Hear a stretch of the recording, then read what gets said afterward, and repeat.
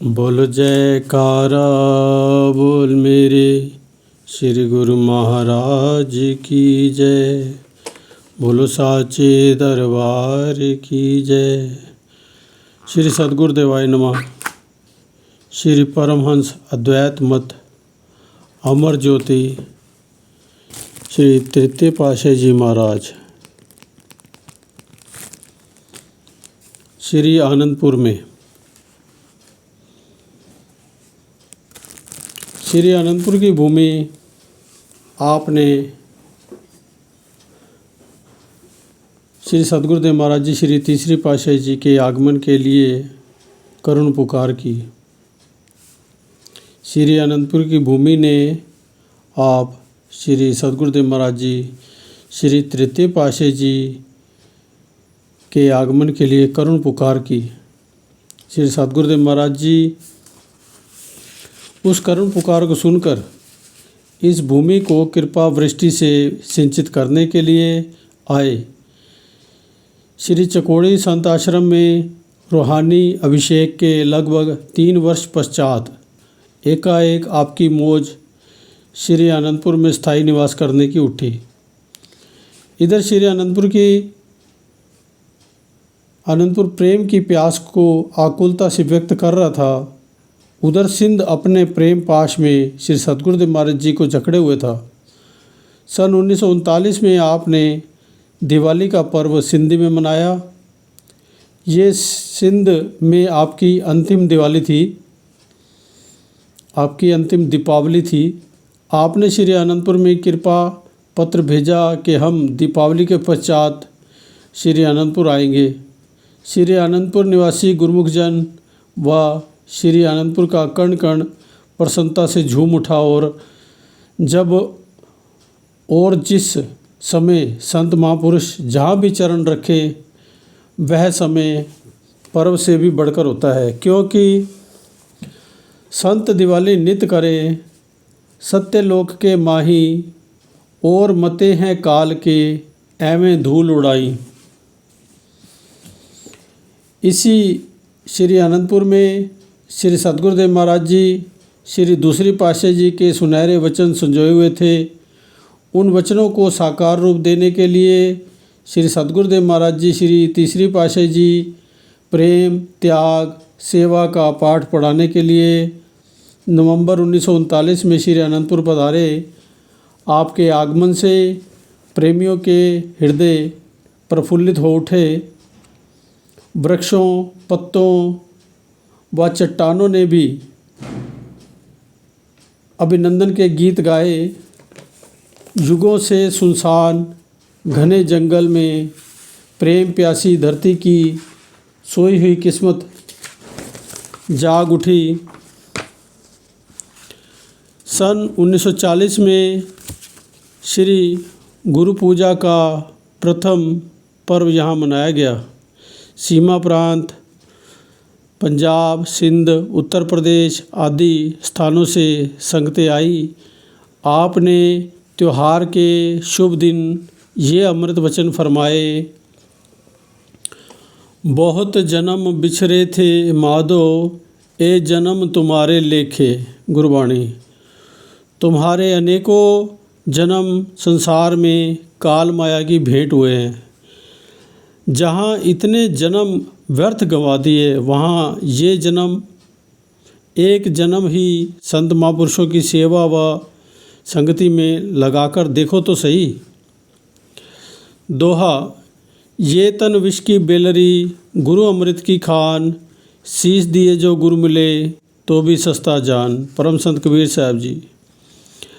यदि माया में शांति होती तो संत महापुरुष आपको कुछ न कहते, यदि थोड़ा बहुत नुकसान होता तो भी ना कहते।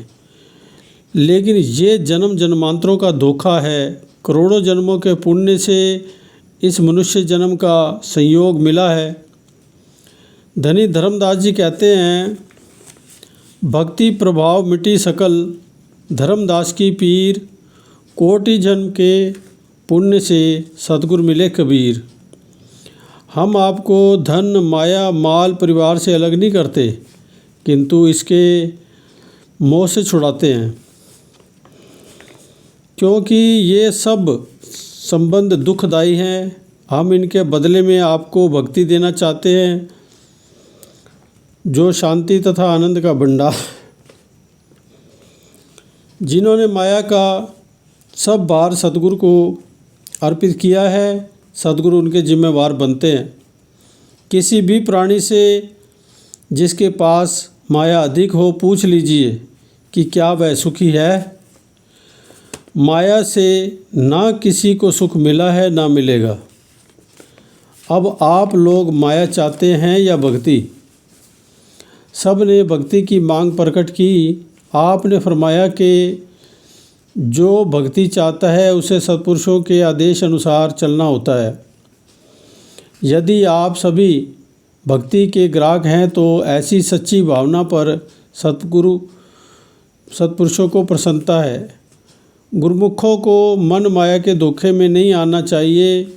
मोह माया कुटुंब परिवार की संगति में वही मिलेगा जो उनके पास होगा। उनके पास सिवाय दुख व शांति के और कुछ भी नहीं मिलेगा। संत महापुरुषों का काम तो आपको माया से छुड़ाना और भक्ति देना है। ये कोई छुपी हुई बात नहीं है कि सद्गुरु माया के बंधनों से छुड़वा कर भक्ति देते हैं। ये सीधी सच्ची बात है। महापुरुष तो बार बार यही कहेंगे कि जो मन माया की तरफ तुम्हारा ख्याल दिलवाए उसके धोखे में मत आओ। सत्पुरुष तो यही कहते हैं कि माया के मोह को छोड़ो, भक्ति के प्यार को ग्रहण करो। संत महापुरुषों के वचन पर चलो। संत महापुरुष कहते हैं कि तुम माया के मुकाबले में डटे रहो। मुकाबले पर डटने वाला सूरमा कहलाता है। तुम सूरमा हो, कायर मत बनो। संकल्प भी माया के ना उठाओ। माया के संकल्प में अशांति है। यदि संत महापुरुषों के वचन को भूल गए तो हानि होगी। तुम माया के गुलाम बन जाओगे। संत महापुरुष कहते हैं कि माया के गुलाम ना बनकर माया के मालिक बनो। दुनिया तो माया की गुलामी में खुश होती है। गुलाम और मालिक में कितना अंतर है। संत महापुरुष आपको मालिक बनाते हैं। आप सब गुरुमुख हैं। आपको माया के धोखे में नहीं पड़ना चाहिए। आप भक्ति करो, कायर ना बनो, सूरमा बनो। संत महापुरुषों की आज्ञा मानो। श्री सद्गुरुदेव महाराज जी की प्रसन्नता प्राप्त कर उन्हीं का रूप बन जाओ। यही भक्ति का परिणाम है। यही जीव की अपनी पूंजी है। इसी प्रकार जब अमृत वचन हुए तो आप सबके हृदय शीतल हो गए। सब गुरुमुखों में भक्ति के लिए एक नया उत्साह भर गया। सब गुरुमुखों ने इस अमृत को जी भरकर पिया और अंत में जयकारों की ध्वनि से आकाश को गुंजा दिया।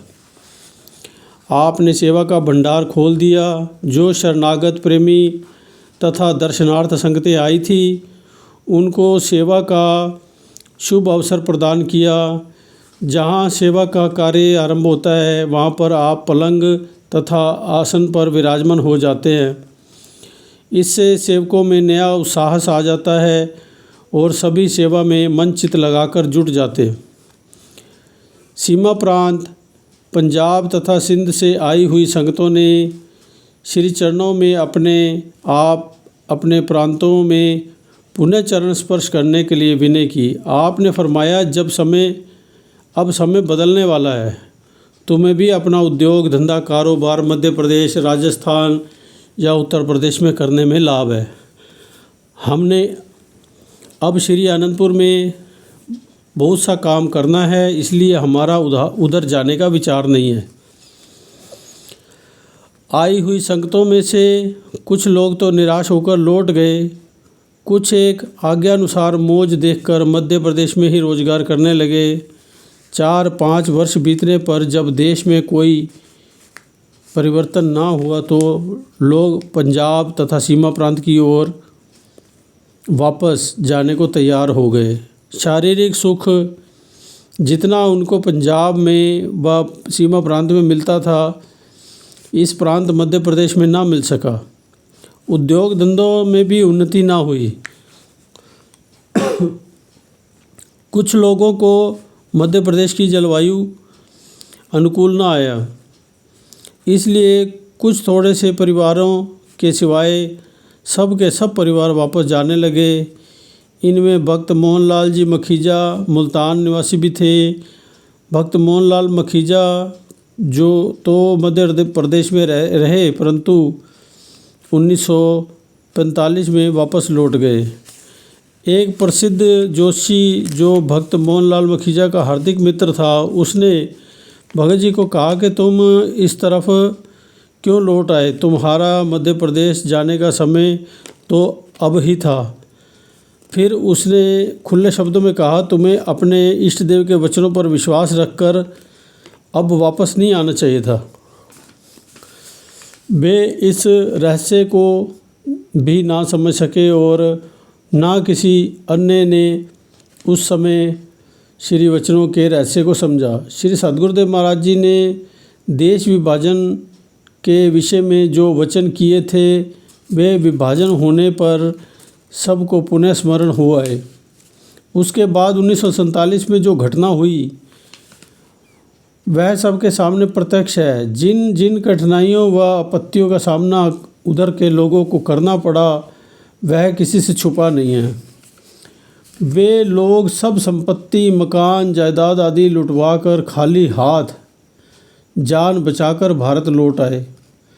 जब वही लोग 1947 के बाद श्री दर्शन के लिए श्री अनंतपुर आए तो श्री चरणों में गिरकर क्षमा मांगी और विनय की, प्रभु हमने आपके वचनों पर विश्वास ना किया जिसके कारण हमें अपने किए हुए कर्मों की सज़ा मिल चुकी है। श्री सद्गुरुदेव महाराज जी ने फरमाया, दुआ जाके मन विश्वास है सदा गुरु हैं संग,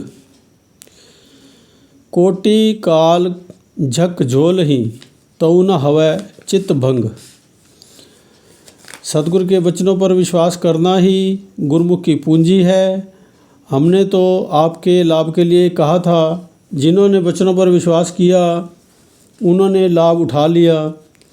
ये भी ईश्वर का धन्यवाद करो कि तुम्हारी जान बच गई।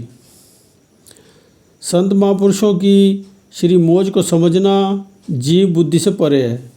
जब तक वह स्वयं किसी भी रहस्य को जीव पर प्रकट ना करे, जीव अपने विचार शक्ति से उसे समझ नहीं सकता। उनकी प्रत्येक मौज में कोई न कोई गुप्त भेद छुपा हुआ होता है। इस तरह से देश विभाजन के संबंध में 3-4 बार ऐसे हृदय भरे, रहस्य भरे संकेत श्री सद्गुरुदेव महाराज जी ने किए थे, परंतु उनको कोई भी समझ नहीं सका। आपने स्थान लखी ज़िला सखर सिंध में एक स्थान बहुत पहले बनवाया था। उसके साथ ही कुछ भाग 1937 में बढ़ाया गया। जब आपने नवंबर 1939 में श्री अनंतपुर में कृपा की तो उस समय आपकी श्री मौज ये हुई कि लखी में जो आश्रम का भाग अभी अभी बनवाया है उसका सब सामान, दरवाजे, खिड़कियां, गार्डर इत्यादि श्री अनंतपुर लाया जावे। सन 1940 में महात्मा योग रोशनानंद जी को श्री सद्गुरुदेव महाराज जी किसी काम से सिंध भेज रहे थे। आपने महात्मा जी को फरमाया कि नए मकान का सब सामान यहाँ श्री अनंतपुर लाना है। महात्मा योग रोशनानंद जी लखी जाकर महात्मा भक्ति ध्यानानंद जी को ये श्री आज्ञा सुनाकर श्री अनंतपुर लौट आए। जब महात्मा भक्ति ध्यानानंद जी, महात्मा अमर प्रेमानंद जी व लखी निवासी भक्तों ने ये सब बात सुनी तो बहुत हैरान हुए कि अभी तो इस मकान को बने 3 साल भी नहीं हुए, इस मकान को गिराने की क्यों श्री मौज हुई। परंतु श्री आज्ञा को सिरे उधारे कर उस मकान को गिराकर लोहे व लकड़ी का सब सामान रेलगाड़ी द्वारा श्री अनंतपुर भेज दिया। श्री सद्गुरुदेव महाराज जी इस गुप्त भेद को जानते थे कि कौन सा कार्य किस समय से संबंध रखता है। एक दो सेवकों ने इस मकान के विषय में श्री चरणों में विनय करके पूछा, परंतु श्री सद्गुरुदेव महाराज जी ने कोई भी उत्तर ना दिया। ये रहस्य देश विभाजन के बाद सबको पता लगा कि सामान के यहाँ मंगवाने की क्यों श्री मौज हुई। श्री सद्गुरुदेव महाराज जी का ये अभिप्राय था कि जो कुछ भी परमार्थ हेतु लग जाए वही अच्छा है, परंतु उस समय 1940 में सब हैरान थे। सत्य है कि जीव अपनी बुद्धि से उनके किसी रहस्य को भी नहीं समझ सकता। 1930 से 1939 तक श्री अनंतपुर में शरणागत परिवारों ने निवास के लिए कुछ थोड़ा सा टुकड़ा साफ कर झोपड़ियाँ बनाई थी। स्थान स्थान पर आक, तेंदू, ढाक, पलाश, कीकर आदि के घने वन थे। वे साथ में पथरीली धरती तथा ऊंचे ऊंचे ढोंगे।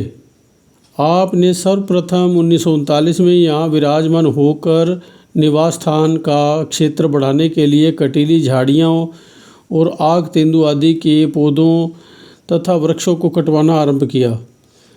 सभी लोग ये देखकर हैरान थे कि इस जंगल को कैसे आबाद किया जाएगा। धीरे धीरे सबकी रुचि बढ़ती गई और सब ने इस सेवा में भाग लिया। शरणागत परिवार श्री सद्गुरुदेव महाराज जी को पाकर अत्यंत प्रसन्न थे। वे इस घने जंगल में श्री आज्ञा अनुसार रहकर सोचा करते थे कि क्या कभी यहाँ भी लोग आते जाते दिखाई देंगे या केवल हम लोग ही यहाँ रहेंगे। सन 1936 में श्री सद्गुरुदेव महाराज जी ने, श्री तीसरी पातशाही जी ने ये श्री अनंतपुर में निवास करने वाली बाइयों, स्त्रियों, साधु वेश में को चकोड़ी संत आश्रम में बुलाकर विभिन्न स्थानों पर सत्संग प्रचार के लिए भेज दिया। अब सन 1940 में जबकि आप श्री अनंतपुर में विराजमान थे, एक प्रेमी ने आपके श्री चरणों में विनय की, प्रभु क्या इस देश में हम फिर साधु मंडली को इन आँखों से देख पाएंगे? आपने फरमाया, ऐसी क्या बात है, यहाँ तो एक समय ऐसा आएगा जबकि सबके नाम अर्थात जड़ तथा चेतन के नाम अंत में आनंद होगा और चेतन अर्थात मनुष्य रूप में सभी साधु होंगे तथा यहाँ की प्रत्येक जड़ वस्तु अर्थात पाठशाला, प्रेस सबके साथ आनंद होगा। यहाँ पर बहुत रौनक होगी। वह प्रेमी ये सब सुनकर हैरान हो गया कि कौन संसार की झिलमिल को छोड़कर इस सूनेपन को स्वीकार करेगा। उसे क्या मालूम कि मायापति जिधर भी संकेत करें माया की रचना सब पीछे पीछे चली आती है। ये तो उनके लिए साधारण सा काम है। सचमुच आज ये सब कुछ हमारे सामने प्रकट रूप में है। जिस किसी प्रेमी को, गुरुमुख को ये श्री सद्गुरुदेव महाराज जी साधु वेश प्रदान करते हैं, उसके नाम के अंत में आनंद अवश्य होता है। श्री आनंदपुर में अन्य नाम जैसे आनंद माध्यमिक विद्यालय, आनंद धाम, आनंद सर, आनंद प्रिंटिंग प्रेस आदि सब वस्तुओं के नाम भी आनंद पर रखे जाते हैं। ठीक ही तो है, जहाँ हर समय आनंद बरस रहा हो, वहाँ आनंद के अतिरिक्त और नाम आएगा भी कहाँ से। अब श्री सद्गुरुदेव महाराज जी, श्री तीसरी पातशाही जी ने शरणागति का मार्ग खोल दिया। आपने जन जन में इन अमृत प्रवचनों का प्रभाव भर दिया। श्री कृष्णचंद्र जी महाराज व श्री रामचंद्र जी के सिद्धांत व नियमों का पुनः दोहराया। आप स्वयं निज रूप मुख से फरमाया करते थे, जो जीव एक बार पूर्ण गुरु की शरण में आ जाता है, उसे काल व माया धोखे में नहीं डाल सकते। उसे धर्मराज व यमदूत का भय नहीं रहता। श्री रामचंद्र जी महाराज ने फरमाया, शुक्रदेव कृदेव प्रपन्नाय त्वास्मीति च याचते अभयं सर्वभूतेभ्यो ददाम्ये तद व्रतम ममम। वाल्मीकि रामायण। शुक्रदेव प्रपन्नाय त्वास्मीति च याचते अभयं सर्वभूतेभ्यो ददाम्ये तद व्रतम मम। वाल्मीकि रामायण। मेरी शरण में आने के लिए जो एक बार दिल से ये कह देता है कि हे नाथ मैं आपका हूँ, तो मैं उसे सर्वभूतों से निर्भय कर देता हूँ। श्री कृष्णचंद्र जी महाराज ने परम सखा अर्जुन को भी यही उपदेश दिया। दिल से तू मेरे हवाले कर तमाम अफ़आल को, दिल से तू मेरे हवाले कर तमाम अफ़आल को, बेखतर और बेतमन्ना जंग में मशगूल हो। मेरी इस तलकीन के जो बेतअस्सुब आदमी दिल से पैरों हैं, उन्हें हासिल है दायमी मखलसी मखजन असरार। हे अर्जुन, तू अपने सभी कामों को मेरे हवाले करके निर्भय और कामना रहित होकर संग्राम में भाग ले, क्योंकि जो पक्षपात रहित होकर मेरे इन वचनों को दिल से मानकर उस पर अमल करता है वह सदा काल चक्र से मुक्त रहता है।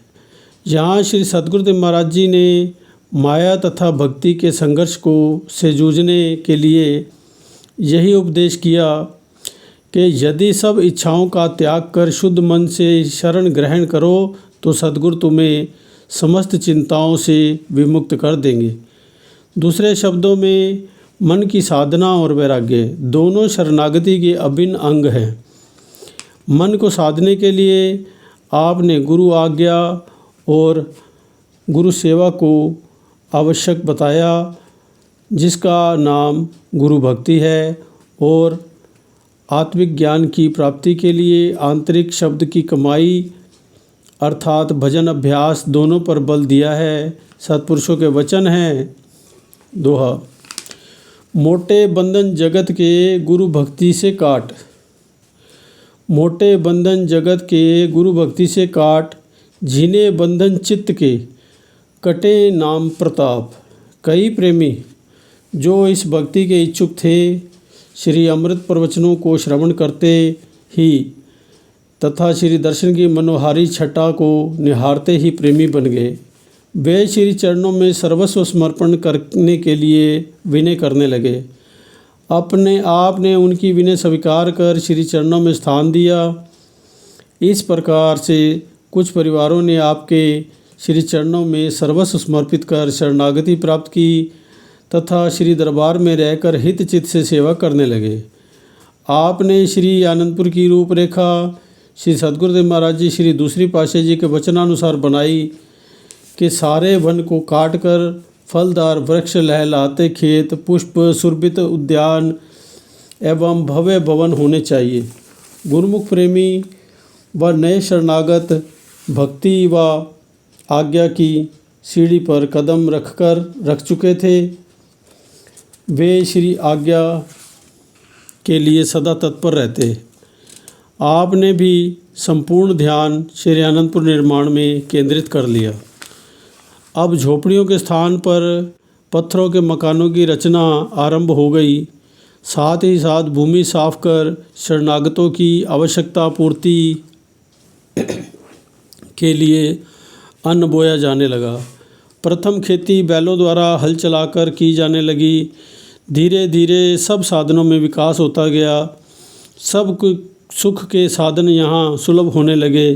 सर्वप्रथम यहाँ पानी की कमी अनुभव हुई। यहाँ एक सरकारी कुआं था जो गर्मियों में सूख जाता था।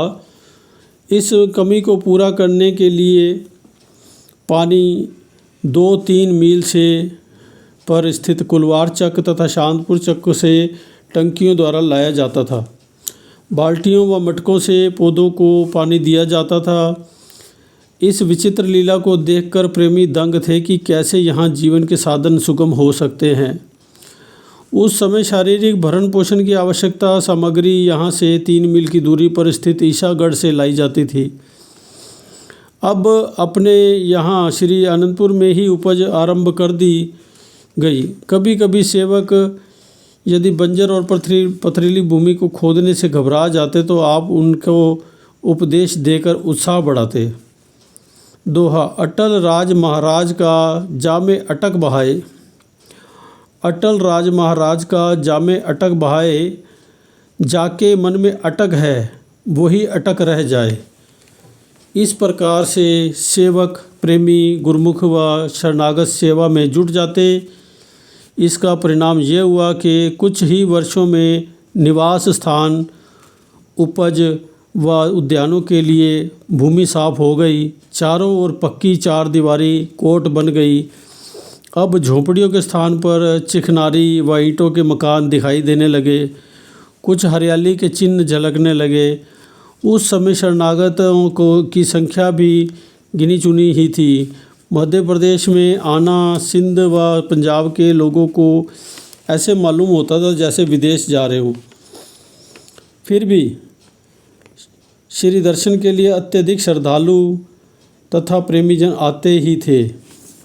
यहाँ आरंभ में केवल श्री व्यास पूजा का एक ही पर्व मनाया जाता था। यहाँ के शरणागतों का जीवन देखने में चाहे साधारण व कठिन था, लेकिन ऐसा जीवन तो किसी भाग्यशाली को ही प्राप्त होता है।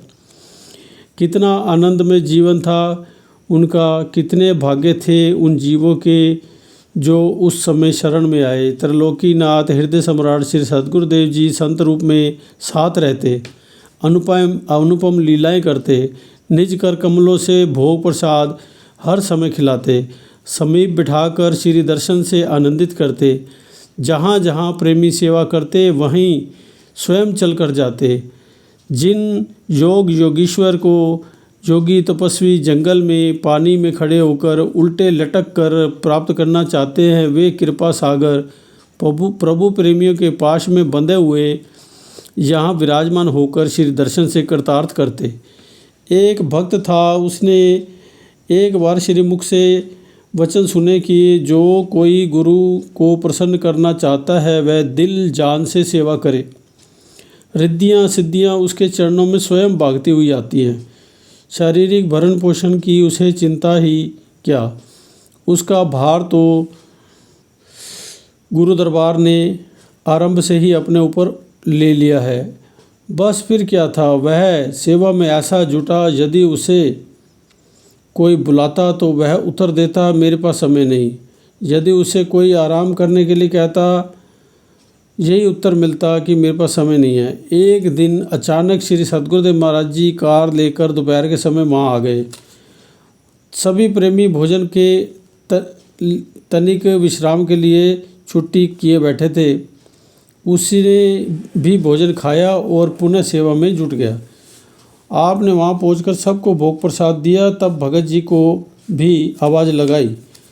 उसे सेवा में पता ही ना चला कि कौन आवाज़ लगा रहा है। उसने वही उत्तर दिया, मेरे पास समय नहीं है। आप स्वयं सेवा में उसकी ऐसी तल्लीनता को देखकर अत्यंत प्रसन्न हुए और स्वयं उसके पास जाकर प्रसाद दिया। उसकी इस श्रद्धा, निष्ठा एवं सेवा को देखकर आपने फरमाया, जो व्यक्ति हित चित्त से श्रद्धा से गुरु दरबार की सेवा करता है वह अपनी मंजिल को शीघ्र ही प्राप्त कर सकता है। पुनः उसे समीप बुलाकर खूब प्रसाद दिया और फरमाया, ठीक है, मानव जन्म के इस दुर्लभ अवसर से पूर्ण लाभ ले लेना चाहिए। सेवक के लिए गुरु सेवा से ही अपनी निजी पूंजी है। जितनी चाहे एकत्र कर लो, 1 मिनट भी व्यर्थ नहीं गंवाना। हर समय अपनी सुरती को गुरु शब्द में तथा शरीर को गुरु सेवा में लगाए रहने से चित्त वृत्तियाँ एकाग्र होकर ध्येय को प्राप्त करती हैं। यही गुरुमुख का अपना काम है। वह भक्त प्रसाद लेकर व श्री वचन श्रवण कर नतमस्तक हो पुनः अपनी सेवा पर लौट गया। अब जो परिवार 1936 में के पश्चात श्री चरणों में शरणागत हुए, उनमें से भगत लोगों ने श्री चरणों में साधु वेश के लिए विनय की। आपने अधिकारी गुरुमुखों को साधु वेश दिया। जिस दिन भी जिस गुरुमुख को साधु वेश दिया जाता, उनके समस्त परिवार की खुशी की सीमा न होती। आप स्वयं भी अत्यधिक प्रसन्न होते, क्योंकि आप अपने श्री सद्गुरुदेव महाराज जी श्री दूसरी पातशाही जी की मौज को साकार रूप में देखकर प्रसन्न होते। कुछ समय तो नए शरणागतों को इकट्ठा एक स्थान पर रखकर उनको सहयोग, सुमति, निष्काम सेवा तथा भक्ति का पाठ पढ़ाया। पुनः जब उन्हें इन सब गुणों पर आचरण करते हुए देखा तो प्रत्येक चक पर 2-3 महात्मा भेजकर प्रत्येक स्थान की सुव्यवस्था आरंभ करवाई। कुछ सेवक तो आपका आश्रय लेकर अपने अपने चकों पर श्री आज्ञा अनुसार चल दिए। कुछ एक ने विनय की, प्रभु इतने घने वन में सिंह हिंसक पशुओं से हमें भय लगता है। कभी कभी जब उन पशुओं के दहाड़ने की आवाज़ आती है तो मन दहल उठता है। भय भंजन श्री सद्गुरुदेव महाराज जी ने फरमाया, जिसके पास सद्गुरु का शब्द है उसे किसी प्रकार का भय नहीं है। जब भी भय होने लगे श्री सद्गुरुदेव महाराज जी का ध्यान करो, वे आपके सदा अंग संग हैं। श्री परमहंस दयाल जी की शक्ति आपके साथ है, घबराने की कोई ज़रूरत नहीं है। निर्भय होकर कार्य करो, सद्गुरु सदा अंग संग हैं। श्री आज्ञा पाकर सभी सेवक अपनी अपनी सेवा में जुट गए। एक बार चक तास बावली हरिनगर पर महात्मा गोपाल शरदानंद जी, महात्मा ज्ञान अमरानंद जी तथा कुछ अन्य 1-2 सेवक श्री आज्ञानुसार सेवा कर रहे थे। वे दिन में समय तो वहाँ सेवा करते और रात्रि समय शांतपुर लौट आते। कुछ दिन तो उन्होंने ऐसे ही किया। 7-8 दिनों के पश्चात वे परस्पर परामर्श कर वहीं रहने लगे। रात्रि के समय चारों ओर टाचियों का गोल घेरा बनाकर बीच में आग सुलगाकर उसके किनारे सो जाते। एक बार रात को जब सबको नींद आ गई तो आग भी सुलगते सुलगते बुझ गई। एक सिंह उस घेरे में घुस गया, जिसके आने की किसी को आहट भी नहीं हुई। वह सिंह एकदम महात्मा ज्ञान अमरानंद जी के वक्षस्थल छाती पर खड़ा हो गया। अचानक उनकी चीख निकली। चीख को सुनकर महात्मा गोपाल शरदानंद जी, जो पास में ही सोए हुए थे, उठे और सिंह को एक मुक्का दे मारा। भय के मारे वह सिंह भाग खड़ा हुआ। कोई जन हानि तो नहीं हुई, परंतु पंजे का निशान उनके वक्षस्थल पर छप गया। अब श्री सद्गुरुदेव महाराज जी की कृपा की ओर ध्यान दिया जाए तो क्या उनसे कोई उऋण हो सकता है। सोचने की बात है कि क्या सिंह भी कभी एक मुक्के से डरा। ये तो उस प्रभु की असीम कृपा थी श्री के वे पूर्ण सद्गुरु के सेवक थे। आज्ञा पालन करने में जो सुख है वह अन्यत्र कहीं भी नहीं मिल पा सकता। परम संत श्री कबीर साहब जी फरमाते हैं, गुरु को सिर पर राखिए चलिए आज्ञा माही, कह कबीर ता दास को 3 लोक डर नाही। जब वे श्री अनंतपुर में आए तो श्री चरणों में विनय की। श्री सद्गुरुदेव महाराज जी ने फरमाया, जीव ने जो पिछले जन्म के कर्म किए हैं उनका फल तो भुगतना ही है। केवल अंतर यही है कि संत महापुरुषों की चरण शरण लेने से वे कर्म सूली का कांटा बन जाते हैं। वे संत महापुरुषों की संगति से निष्काम कर्म किए जाते हैं तथा ताकि अगले जन्म में पुनः इन कष्टों को सहन न करना पड़े। श्री अनंतपुर में महात्मा ज्ञान अमरानंद जी की मरम पट्टी की गई। कुछ लोगों ने उन्हें पुनः ताश बावली जाने के लिए मना किया। महात्मा जी का दिल दुविधा में पड़ गया कि क्या किया जाए। वे बीच में सोच में थे कि उसी दिन रात्रि के समय निज मौज अनुसार आपने वचन फरमाए, प्रत्येक काम नेक नियति, सच्चाई और खैर ख्वाही के साथ किया जाए। सेवक सेवा करता जाए और परिणाम को ना देखे। कोई कष्ट, दुख अथवा हानि हो तो घबराए नहीं। सुख और दुख दोनों हालातों में समान रहे, यानी इंसान को दुख और सुख दोनों का मुकाबला करना पड़ता है। सुख में के समय उसमें फंसने की अपेक्षा आगे बढ़ता जाए और दुख में घबराहट से दूर रहे। पूर्ण विश्वास से सेवा करता चले। दुख और सुख दोनों परीक्षाएं हैं। जितने दर्जे की भक्ति होगी उसकी सख्त परीक्षा होगी, यानी उतना अधिक कष्टों का सामना करना पड़ेगा। सेवक को हर्ष, शोक, निंदा, स्तुति, दुख, सुख सब में बराबर रहना चाहिए। पुनः फरमाया कि सद्गुरु तो सबको दात बख्शते हैं, आगे अपने पात्र पर निर्भर है। जितना जिसका पात्र होगा उतना ही वह प्राप्त करेगा। जैसे तेल की एक बूंद जल में डालने से वह फैल कर कई प्रकार के रंग पैदा करती है, इसी प्रकार ऐसा पात्र यानी बुद्धि जितनी भी श्री सद्गुरुदेव महाराज जी के वचनों पर आचरण कर वचनों को ग्रहण करेगी, उतना अधिक लाभ प्राप्त कर सकने में समर्थ होगी। इसलिए नेक नियत सच्चाई के साथ कर्म करो। दुख सुख निंदा स्तुति में सम रहना सेवक का धर्म है। आपने ये वचन अपनी मौज में फरमाए। प्रेमियों, गुरुमुखों के हृदय इन वचनों को श्रवण कर शीतल शांत हो गए। महात्मा ज्ञान अमरानंद जी श्री चरणों में वंदना कर ताश बावली की सेवा के लिए आज्ञा अनुसार चल दिए। नए उत्साह से सेवा में जुट गए।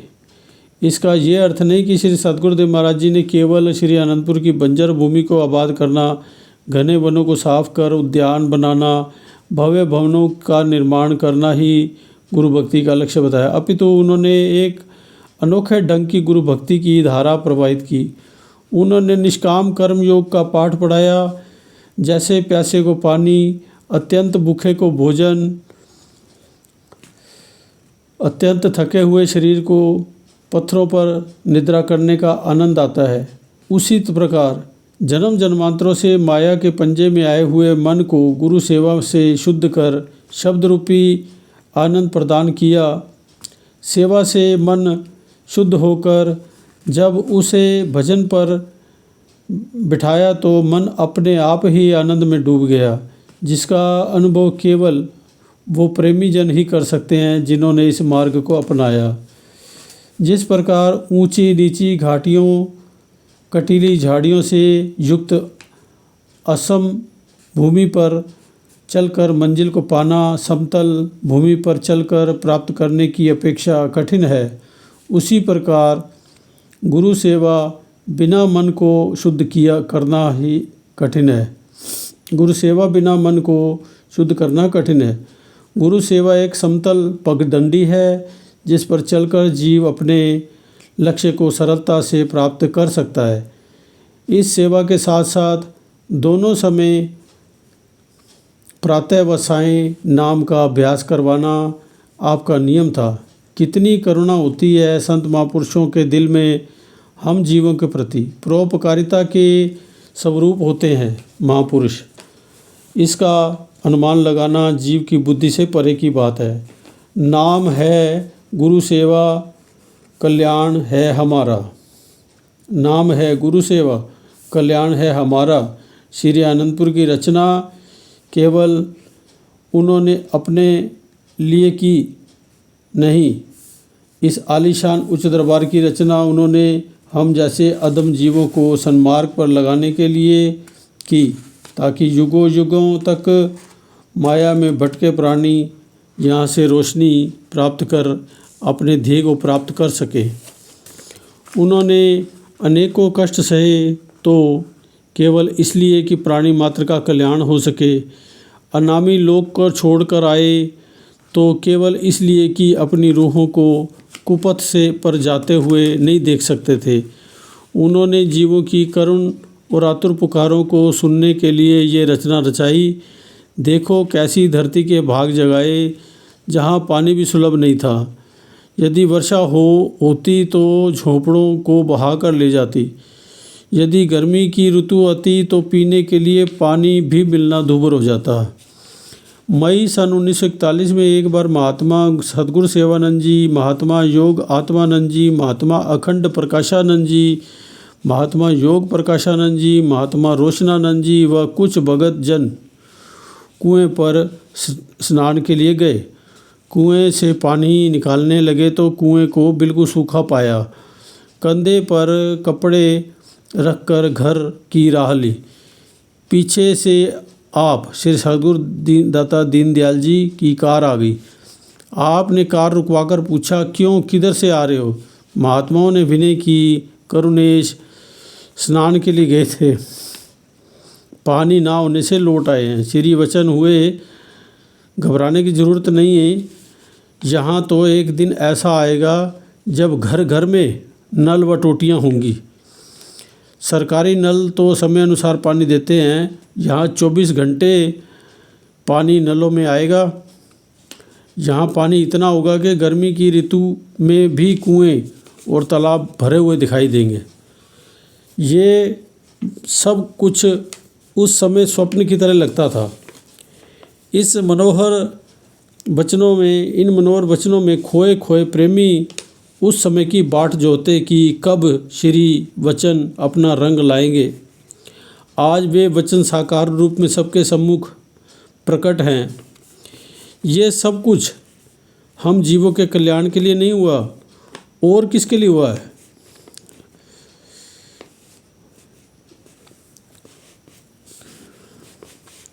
आपने श्री अनंतपुर के शरणागतों के हृदय में निष्काम कर्म की भावना कूट कूट कर भर दी। कई जिज्ञासु श्री दर्शन के लिए आते तो यहाँ के शरणागतों के कर्मण्य जीवन को देखकर दंग रह जाते। सभी प्रेमी शरणागत श्री सद्गुरुदेव महाराज जी की श्री आज्ञा अनुसार उनकी प्रसन्नता का पात्र बनने के लिए निमित्त निष्काम भाव से सेवा करते। ऐसा ही चकित कर देने वाला कार्य राजस्व मंत्री ने भी देखा, जिसका वृत्तांत ऐसे है। सन 1941 में ग्वालियर राज्य की ओर से एक राजस्व मंत्री चक श्री आनंदपुर, चक शांतपुर तथा चक दयालपुर के निरीक्षण के लिए आए। श्री सद्गुरुदेव महाराज जी ने जहाँ तक रास्ता साफ था कार पर जाने का प्रबंध किया। जहाँ रास्ता उबड़ खाबड़ था वहाँ पर बैलगाड़ी द्वारा जाने का प्रबंध किया। जब राजस्व मंत्री आए तो महात्मा पूर्ण श्रद्धानंद जी कार में मंत्री महोदय को बिठाकर वहाँ तक ले गए जहाँ तक कार जा सकती थी। खराब रास्ते तक पहुंचकर कार को रोक दिया। वहाँ बैलगाड़ी खड़ी थी। मंत्री महोदय कार से उतरकर बैलगाड़ी में बैठ गए। महात्मा पूर्ण श्रद्धानंद जी बैलगाड़ी को चलाने लगे। जब मंत्री महोदय ने देखा वही कार चालक बैलगाड़ी चलाने के लिए लग गया तो उनके आश्चर्य की कोई सीमा ना रही। वह चुपचाप चक्कों का निरीक्षण करते रहे। चक्कों का निरीक्षण करने के बाद मंत्री महोदय ने श्री सद्गुरुदेव महाराज जी के श्री दर्शन की इच्छा प्रकट की। सेवकों ने आपके श्री चरणों में विनय की। विनय स्वीकार हुई। मंत्री महोदय जब हजूरी में उपस्थित हुए तो उन्होंने अपनी हैरानी को प्रकट किया कि आज मुझे एक ऐसी नई बात देखने में आई जो मैंने अपने जीवन में कभी नहीं देखी। हम प्राय ये देखते हैं कि अफसरों के जो कार के ड्राइवर होते हैं वे कार चलाने के अतिरिक्त कार की सफाई तक हाथ से नहीं करते। कार को झाड़ने पोंछने के लिए उन्हें अलग से एक नौकर देना पड़ता है। और आपका ड्राइवर पहले कार चला रहा था, फिर वही आदमी बैलगाड़ी चलाने लगा इतनी ऊंची शिक्षा विश्व में कहीं देखने को व सुनने को नहीं आई है। कार का चालक हो और उसके दिल में तनिक भी अभिमान न हो, ये मेरे लिए बहुत बड़ी हैरानी की बात है। श्री अनंतपुर से विदा होने के बाद जब वह मंत्री साहब ग्वालियर राज्य में पहुँचे तो ग्वालियर राज्य के सब मंत्रियों की मीटिंग में उन्होंने ये बात सबको बताई कि श्री अनंतपुर वालों के दिल में सब प्रकार के कार्यों के लिए समभाव है। यही निष्काम भावना हमारे देश के सब लोगों में आ जाए तो देश की काया ही पलट जाए। हमारे नौकर तो बिना कहने के किसी काम को करते ही नहीं, फिर कार का ड्राइवर दूसरे काम को कब करने लगा है। ये सब श्री अनंतपुर में तो कार के ड्राइवर के लिए कार चलाना और बैलगाड़ी चलाना एक बराबर है। इस बात की ग्वालियर राज्य में काफ़ी दिनों तक चर्चा होती रही। राजस्व मंत्री प्रस्थान के बाद श्री सद्गुरुदेव महाराज जी ने सब सेवकों को इस विषय में वचन फरमाए। गुरु दरबार में सेवक को समभाव से सेवा करनी चाहिए। ऊंचे पद का कोई काम हो, चाहे बर्तन साफ करने हो या झाड़ू लगानी हो की सेवा हो, मन में किसी प्रकार का ख्याल नहीं आना चाहिए, तब सेवा करने का लाभ है। हमारे अपने मन पर भी अच्छा प्रभाव पड़ता है और दूसरे पर भी अच्छा प्रभाव पड़ता है। राजस्व मंत्री का प्रमाण देते हुए श्री सद्गुरुदेव महाराज जी ने फरमाया कि मंत्री साहब कितने अच्छे ख्याल यहाँ से लेकर गए हैं। सेवक की सब कामों में समानता होनी चाहिए। किसी प्रकार की भी सेवा करने से मन में अहंकार नहीं आता। गुरु दरबार में सब सेवा बराबर हुआ करती है। किसी सेवा को अच्छा समझना, किसी सेवा को छोटा समझना, ये सब मन का धोखा है। इस मन के धोखे से तुमने बचना है। इसमें तुम्हारा ही लाभ है और देखने सुनने वालों का भी। जिस सेवा को करने के लिए श्री सद्गुरुदेव महाराज जी की आज्ञा हो, उसे करने के लिए सहर्ष और निसंकोच तत्पर रहना चाहिए। बोलो जयकारा बोल मेरे श्री गुरु महाराज की जय। बोलो साचे दरबार की जय। श्री सद्गुरुदेव भगवान की जय। श्री अनंतपुर वासी भगवान की जय। बोलो जयकारा बोल मेरे श्री गुरु महाराज की जय। घटघट वासी भगवान की जय। परमहंस दाता दयाल जी भगवान की जय। जी करदा मेरा जी करदा तेरे दर ते आवा, जी करदा मेरा जी करदा तेरे दर्शन पावा, जी करदा हो एक बारी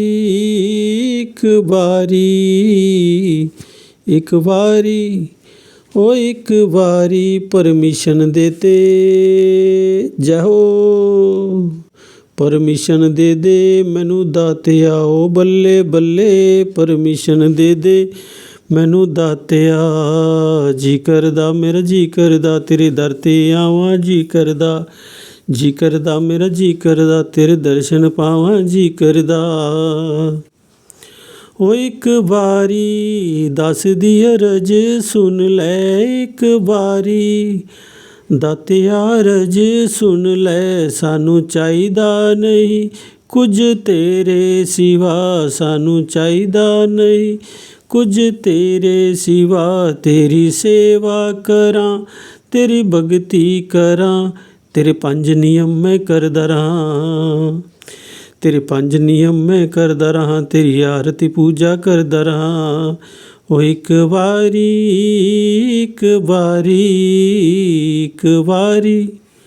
ओ एक बारी मैनू चरना नाल लाले दातिया ओ बल्ले बल्ले, मैनू चरना नाल लाले दातिया ओ शावा शावा, मैनू चरना नाल लाले दातिया। जी करदा मेरा जी करदा तेरे दर ते आवां, जी करदा मेरा जी करदा तेरे दर्शन पावां, जी करदा। एक बारी दर ते बुला ले दातिया ओ, एक बारी दर ते बुला ले दातिया। मैनू अपने चरना नाल ला ले दातिया, तेरी प्रेमा भगती दे रंग विच रंग जावां, तेरी प्रेमा भगती दे रंग विच रंग जावां। तेरी आरती पूजा तेरी महिमा गावां, तेरे दर्शन हर पल करदा रहां, तेरे दर्शन हर पल करदा रहां, तेरा ध्यान हर पल करदा रहां। ओ एक बारी एक बारी एक बारी, ओ एक बारी तू दास अपने दी लाज रख ले, ओ बल्ले बल्ले तू दास अपने दी लाज रख ले, ओ शावा शावा तू दास अपने दी लाज रख ले। जी करदा मेरा जी करदा तेरे दर ते आवां, जी करदा जी करदा मेरा जी करदा तेरे दर्शन पावां, जी करदा। ओ मेरे दाता किरपा तेरी दास ते बड़ी, मेरे दाता किरपा तेरी दास ते बड़ी, मैनू अपने चरनां च जगह जो बख्श दी, तेरी किरपा जो मिली तेरा प्यार जो मिला, तेरी किरपा जो मिली तेरा प्यार जो मिला, तेरी नजरे रहमतों वारी सदके मैं जावां, तेरी सेवा हर पल करदा रहां, तेरी सेवा हर पल करदा रहां, तेरे दर्शन हर पल करदा रहां। ओ मेरा बालिया हरा बालिया कारां बालिया, ओ सतगुर प्यारिया मैनू चरना कोल रख दातिया, ओ बल्ले बल्ले मैनू चरना कोल रख दातिया। जी करदा मेरा जी करदा तेनू भोग लगावां, जी करदा जी करदा मेरा जी करदा तेरी सेवा कमावां, जी करदा मेरा जी करदा तेरे शगन मनावां, जी करदा मेरा जी करदा ढोल बजावां, जी करदा ओ भंगड़े पावां, जी करदा ढोल बजावां, जी करदा भंगड़े पावां, जी करदा। एक बारी एक बारी एक बारी, ओ एक बारी परमिशन दे मैनू दातिया, ओ बल्ले बल्ले परमिशन दे मैनू दातिया, ओ शावा शावा परमिशन दे मैनू दातिया। जी करदा मेरा जी करदा तेरे दर ते आवां, जी करदा मेरा जी करदा तेरे दर्शन पावां, जी करदा। बोल जयकारा बोल मेरे श्री गुरु महाराज की जय, बोलो साचे दरबार की जय, सुंदर सुंदर दर्शन देने वाले भगवान की जय।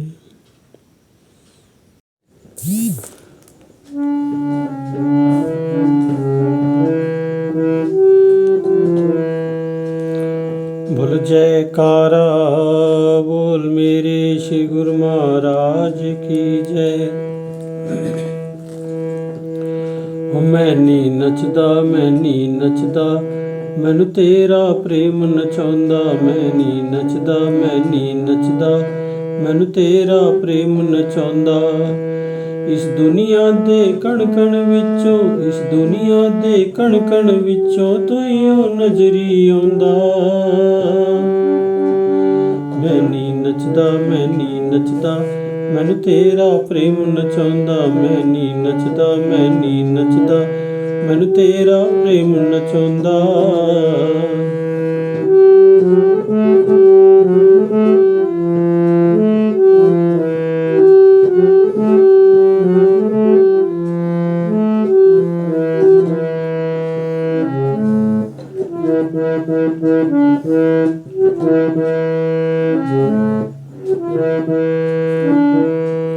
कोई दर नहीं तेरे दर वर्गा नहीं, कोई नज़ारा दीद जिया, कोई नज़ारा दीद जिया। कोई दर नहीं तेरे दर वर्गा नहीं, कोई नज़ारा दीद जिया, कोई नज़ारा दीद जिया। हो जावे जिस दिन दीद तेरी मैनू ओ दिन लगदा ईद जिया, ओ दिन लगदा ईद जिया। छा जांदा जब सरूर जिया, छा जांदा जब सरूर जिया, दिल मेरा खुशी मनांदा। मैं नी नचदा मैं नी नचदा मैनू तेरा प्रेम नचाउंदा, मैं नी नचदा मैं नी नचदा मैनू तेरा प्रेम नचाउंदा।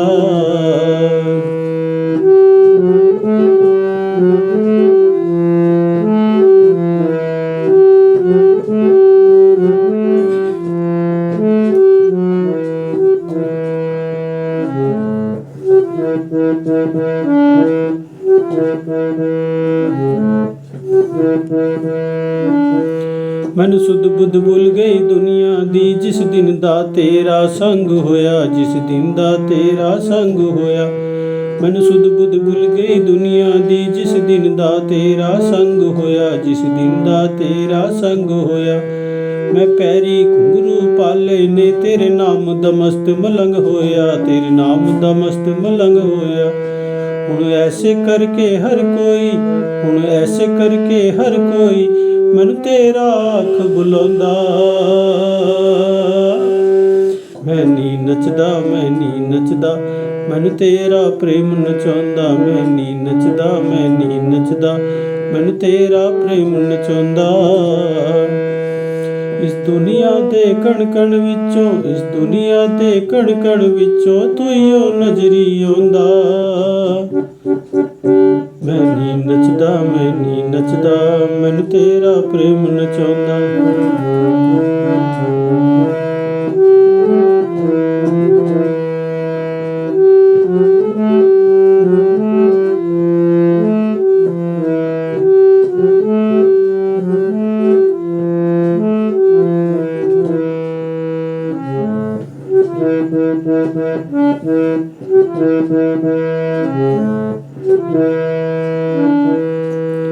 ਜਦ ਤੱਕ ਇਹ ਮੇਰੀ ਜ਼ਿੰਦੜੀ ਏ ਨਹੀਂ ਟੁੱਟਣੀ ਸਾਂਝ ਪਿਆਰਾਂ ਦੀ, ਨਹੀਂ ਟੁੱਟਣੀ ਸਾਂਝ ਪਿਆਰਾਂ ਦੀ। ਜਦ ਤੱਕ ਇਹ ਮੇਰੀ ਜ਼ਿੰਦੜੀ ਏ ਨਹੀਂ ਟੁੱਟਣੀ ਸਾਂਝ ਪਿਆਰਾਂ ਦੀ, ਨਹੀਂ ਟੁੱਟਣੀ ਸਾਂਝ ਪਿਆਰਾਂ ਦੀ। ਇਹ ਭੋਲੇ ਲੋਕੀ ਕੀ ਜਾਣਨ ਗੱਲ ਯਾਰ ਹੀ ਸਮਝਣ ਯਾਰਾਂ ਦੀ, ਗੱਲ ਯਾਰ ਹੀ ਸਮਝਣ ਯਾਰਾਂ ਦੀ। ਇਹ ਭੋਲੇ ਲੋਕੀ ਕੀ ਜਾਣਨ ਗੱਲ ਯਾਰ ਹੀ ਸਮਝਣ ਯਾਰਾਂ ਦੀ, ਗੱਲ ਯਾਰ ਹੀ ਸਮਝਣ ਯਾਰਾਂ ਦੀ। ਰੰਗ ਚੜਿਆ ਤੇਰੇ ਨਾਮ ਵਾਲਾ, ਰੰਗ ਚੜਿਆ ਤੇਰੇ ਨਾਮ ਵਾਲਾ, ਰੰਗ ਹੋਰ ਨ ਕੋਈ ਪਾਉਂਦਾ। ਮੈਂ ਨੀ ਨੱਚਦਾ, ਮੈਂ ਨੀ ਨੱਚਦਾ, ਮੈਨੂੰ ਤੇਰਾ ਪ੍ਰੇਮ ਨਚਾਉਂਦਾ। ਮੈਂ ਨੀ ਨੱਚਦਾ, ਮੈਂ ਨੀ ਨੱਚਦਾ, ਮੈਨੂੰ ਤੇਰਾ ਪ੍ਰੇਮ ਨਚਾਉਂਦਾ। ਇਸ ਦੁਨੀਆ ਦੇ ਕਣ ਕਣ ਵਿੱਚੋਂ, ਇਸ ਦੁਨੀਆ ਦੇ ਕਣ ਕਣ ਵਿੱਚੋਂ ਤੂੰ ਹੀ ਓ ਨਜ਼ਰੀ ਆਉਂਦਾ। ਮੈਂ ਨੀ ਨੱਚਦਾ, ਮੈਂ ਨੀ ਨੱਚਦਾ, ਮੈਨੂੰ ਤੇਰਾ ਪ੍ਰੇਮ ਨਚਾਉਂਦਾ।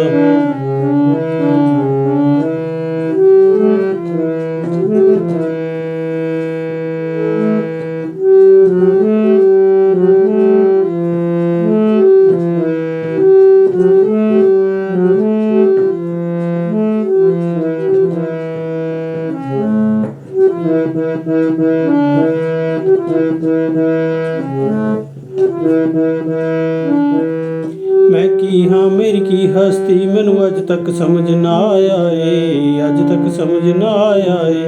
ਮੈਂ ਕੀ ਹਾਂ, ਮੇਰੀ ਕੀ ਹਸਤੀ, ਮੈਨੂੰ ਅੱਜ ਤੱਕ ਸਮਝ ਨਾ ਆਇਆ ਏ, ਅੱਜ ਤੱਕ ਸਮਝ ਨਾ ਆਇਆ ਏ। ਤੁਸੀਂ ਇਸ ਨਿਮਾਣੇ ਦਾਸਨ, ਦਾਸ ਨੂੰ ਆਪਣੀ ਚਰਨੀ ਲਾਇਆ ਏ, ਆਪਣੀ ਚਰਨੀ ਲਾਇਆ ਏ। ਤੁਸੀਂ ਇਸ ਨਿਮਾਣੇ ਦਾਸਨ, ਦਾਸ ਨੂੰ ਆਪਣੀ ਚਰਨੀ ਲਾਇਆ ਏ, ਆਪਣੀ ਚਰਨੀ ਲਾਇਆ ਏ। ਤੇਰੀਆਂ ਬੁਲਾਇਆ ਬੋਲਾ ਮੈਂ, ਤੇਰੀਆਂ ਬੁਲਾਇਆ ਬੋਲਾ ਮੈਂ, ਤੇ ਸੰਗਤ ਕਹਿੰਦੀ ਗਾਉਂਦਾ। ਮੈਂ ਨੀ ਨੱਚਦਾ, ਮੈਂ ਨੀ ਨੱਚਦਾ, ਮੈਨੂੰ ਤੇਰਾ ਪ੍ਰੇਮ ਨਚਾਉਂਦਾ। ਮੈਂ ਤਾਂ ਨੱਚਦਾ, ਮੈਂ ਤਾਂ ਨੱਚਦਾ, ਮੈਨੂੰ ਤੇਰਾ ਪ੍ਰੇਮ ਨਚਾਉਂਦਾ। ਇਸ ਦੁਨੀਆ ਦੇ ਕਣ ਕਣ ਵਿੱਚੋਂ, ਇਸ ਦੁਨੀਆ ਦੇ ਕਣ ਕਣ ਵਿੱਚੋਂ ਤੂੰ ਹੀ ਓ ਨਜ਼ਰੀ ਆਉਂਦਾ। ਮੈਂ ਨੀ ਨੱਚਦਾ, ਮੈਂ ਨੀ ਨੱਚਦਾ, ਮੈਨੂੰ ਤੇਰਾ ਪ੍ਰੇਮ ਨਚਾਉਂਦਾ। ਮੈਂ ਨੀ ਨੱਚਦਾ, ਮੈਂ ਨੀ ਨੱਚਦਾ, ਮੈਨੂੰ ਤੇਰਾ ਪ੍ਰੇਮ ਨਚਾਉਂਦਾ। ਬੋਲ ਜੈਕਾਰਾ ਬੋਲ ਮੇਰੇ, ਸ਼੍ਰੀ ਗੁਰੂ ਮਹਾਰਾਜ ਕੀ ਜੈ।